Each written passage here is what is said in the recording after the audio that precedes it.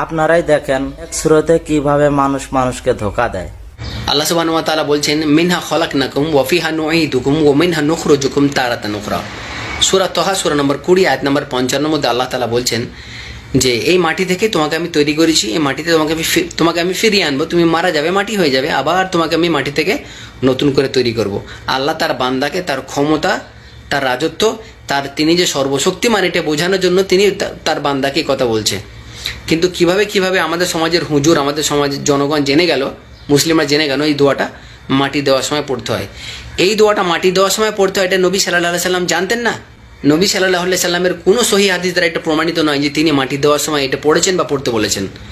তাহলে যেটা নবী সাল্লাল্লাহু আলাইহি সাল্লাম করেনি সেটা শরীয়ত মনে করে করা, নীতি মনে করে করা, এটা হচ্ছে বিদআত। যে ব্যক্তি বিদআত করলো সে ব্যক্তি আল্লাহ রাসূলকে অপমান করলো। আরেকটি কথা ভাবুন যে আপনি যখন মাটি নিয়ে এই দোয়া পড়ছেন, মিনহা খলাকনাকুম, এই মাটি থেকে তোমাকে আমি তৈরি করেছি, আপনি বলছেন এই কথা, আপনি তাকে মাটি থেকে তৈরি করেছেন। আর শেষে বলছেন ওয়া মিনহা নুখরিজুকুম তারাতান উখরা, এই মাটি থেকে আবার তোমাকে আমি নতুন করে সৃষ্টি করব। আপনি তাকে সৃষ্টি করবেন? আপনি মাটি দেওয়ার সময় এটা কথাটা কেন বলছেন? তো দেখলেন এখানে কিভাবে ধোঁকাবাজি করতেছে। তো উনি যেভাবে বলল যে এটা হলো মিনহা খলাকনাকুম ওয়া ফিহা নুঈদুকুম, যে আল্লাহ বলতেছে আমি তোমাকে এই মাটি দিয়ে বানাইছি, আবার এখানেই তোমাকে রাখলাম। তো এই কথা আমি কেন বলবো? আমি কি মানুষকে বানাইছি নাকি যে আমি বলতেছি যে আমি তোমাকে রাখলাম মাটির মধ্যে, আবার এই মাটির থেকে তুলবো? তো এটা আমি কেন বলবো?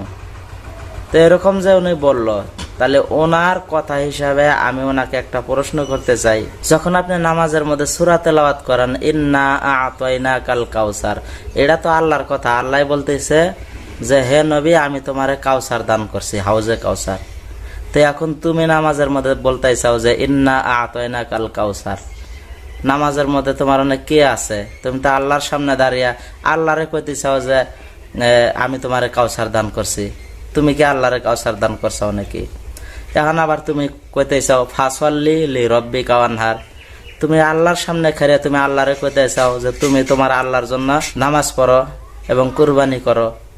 তা আল্লাহরে তুমি এগুলা কেন কইতে চাও? কুলিয়ার সূরাও যদি পাঠ করবার চাও, তো এখানে তো আল্লাহ বলতেছে কুল ইয়া আইয়ুহাল কাফিরুন, নবীকে বলতে বলছে হে নবী আপনি বলেন হে কাফেরগণ, লা আ'বুদু মা তা'বুদুন, যে তোমরা যার ইবাদত করো, উপাসনা করো, আমি তার উপাসনা করব না।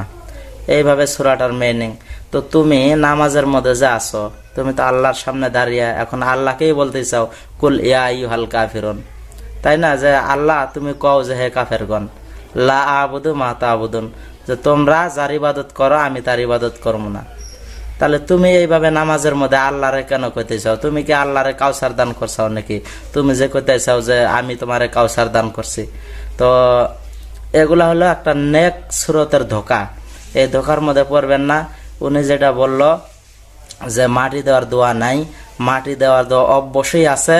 মিনহা খলাকনাকুম ওয়া ফিহা নুঈদুকুম ওয়া মিনহা নুখরিজুকুম তারাতান উখরা, এই দোয়াটা সঠিক, এই দোয়াটা পড়া মুস্তাহাব।